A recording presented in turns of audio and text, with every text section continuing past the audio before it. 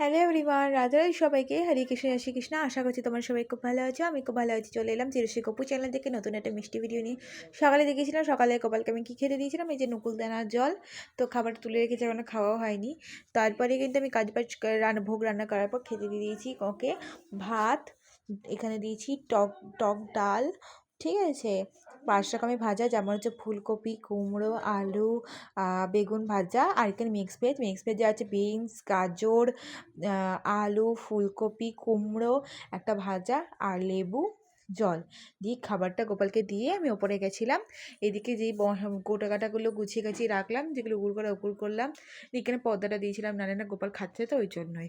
তো এইদিকে তারপরে সকালবেলা তো যাই যে বিছানা গুছিয়ে জামাকাপড়গুলো মেলে রেখেছিলাম, সকালে খাবারটা তুলে নিয়েছি। আর এই যে গপুকে তো সকাল সকালে পুজো দিয়ে দিয়েছিলাম। আর যেগুলো এক্সট্রা ভাত ডাল বেঁচেছে সেগুলো উপরে রেখে এলাম, সবাই মিলে ভাগ ভাগ করে খেয়ে নেবে। তারপরে যেগুলো মাজবো বাসনগুলো বাইরে দেখো এখানে রেখে দিয়েছি। যেগুলো এক্সট্রা সবজি ছিল সেগুলো ওপরে রেখে এলাম, কোটো কাটাগুলো তো নিচেই থাকে, গুছিয়ে রেখে দিলাম।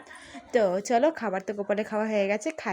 খেতে দিয়ে মিনিমাম 10-15 মিনিট ওপরে ছিলাম, এই জাস্ট এসে দরজা ধাক্কে খুললাম। এবার ওদের ভোগটা গ্রহণ করে আমার সারা দিনের উপোস ক্লান্তি দূর করব। জানি না, আমি প্রথমবার ডাল করেছি, জানি না গোপালে কেমন লাগবে। আমি কোনোদিন তো রান্নাবান্না তো করি না।